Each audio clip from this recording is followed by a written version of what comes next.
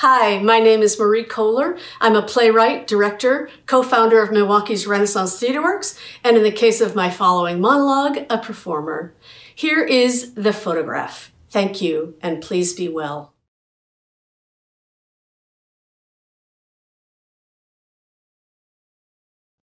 I know, absolutely. We're not supposed to hang on to stuff. And I really do want to get rid of the clutter in my life. After all, that's why I hired you.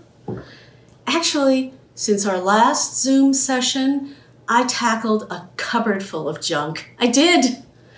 Old audio tapes, VHS cassettes, can't even play them anymore, so ta-da! I was brave and tossed them out. Old magazines, recycled them. And then I found a cache of family photographs. Well, that was tougher, but there were some duplicates, so I made myself throw those out. I had to close my eyes, but still, you would have been proud. Oh, my mother, who came of age during the Depression, would have been horrified. She kept everything. Lots of scarcity issues, as we've discussed, and yup, she passed those issues right on to me. That's why I've been really trying. And I found this picture, an old picture of my mother. It must have been taken when she was about, 10 or 11 years old. It got me thinking. A foggy memory drifted up. Hadn't my mother told me something about many people getting sick? Something about people falling ill in the morning and dying that same day?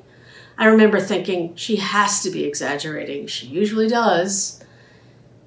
But now her story seems more possible, more real. I looked things up. Yes, in Kentucky, where she grew up, the influenza virus hit in September 1918, and 1 month later, thousands had fallen ill. That feels like now. Schools, churches, and stores were closed. Streetcars and billiard halls were fumigated. Babies' milk funds were set up. Different details. Same nightmare. And the numbers.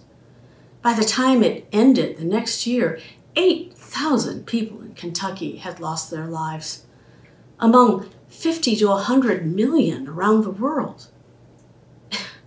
And just as my mother had told me, people were struck ill in the morning and died by the evening of the very same day. But until I saw this picture, here's the kicker.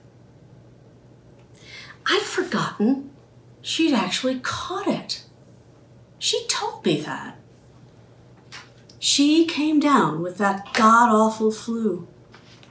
Her mother and her grandmother nursed her, and somehow she survived.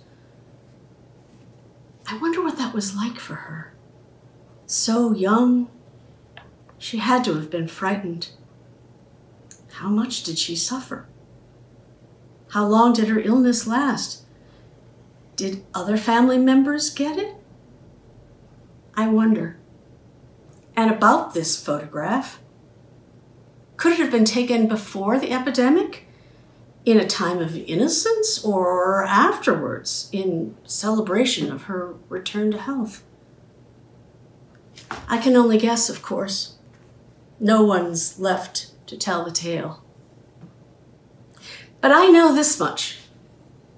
In this image, there she is, my mother, a girl, deep and almost dreamy-eyed, looking straight out at me with a determined sort of air, as if to say, I might look sweet, but I'll make my mark. Don't you worry.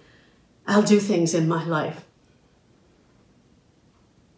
Among many others, one of the marks she made was me.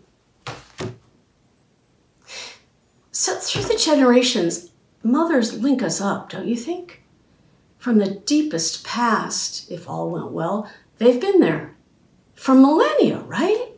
Birthing, tending, nursing, knitting up the holes. The mothers. building on the patterns passed on to them, weaving a fabric for future generations long after their own individual lives and deaths. It feels good to me these days to think about that pattern, to realize that I'm part of something linked and long, connected up to both past and future by some enormous swath.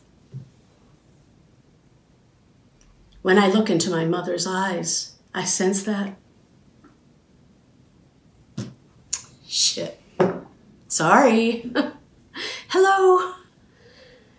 Anyway, I'm never gonna throw it out.